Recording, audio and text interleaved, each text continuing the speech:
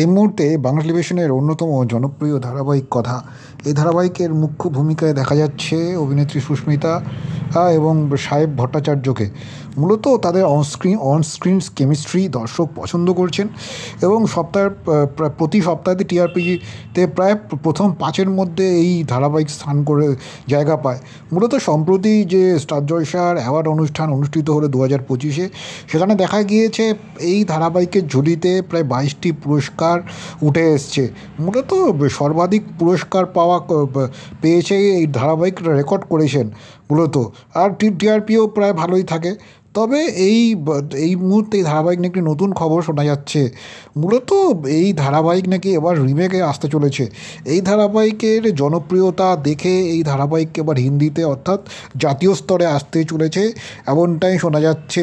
মূলত স্টার প্লাসে এবার আসবে এই কথা ধারাবাহিক। তবে সেখানে এই ধারাবাহিকের নাম হবে কবি নিম নিম কবি শাহেদ শাহেদ। স্টার জলসার কথা সাফল্য দেখে এই নির্মাতারা এমনটাই সিদ্ধান্ত নিয়েছেন। আর স্টার প্লাসের এই নতুন ধারাবাহিকে নায়কের ভূমিকায় থাকবেন আর আবরার কাজী কাজী। এই ধারাবাহিকে তার চরিত্রের নাম হবে ইউভি। কথা এবং এভির গল্প বাংলাতে তো সুপারহিট হয়েছে, এবার গোটা দেশ দেখবে তাদের এই অসাধারণ প্রেম কাহিনী। মূলত এই মুহূর্তে আইপিএল নেই, আইপিএলের জন্য অনেকটাই টিআরপিতে মার খাচ্ছে বিভিন্ন ধারাবাহিকগুলো। তাই নির্মাতারা ঠিক করেছেন যে আইপিএল শেষ হওয়ার পরেই এই নতুন ধারাবাহিক তারা স্টার প্লাসে নিয়ে আসবে। এখন দেখা যাক, এখন এটাই দেখার কথার মতোই এই হিন্দি ধারাবাহিক কথার রিমেক হিন্দিতেও মানুষের ভালোবাসা কতটা পায়।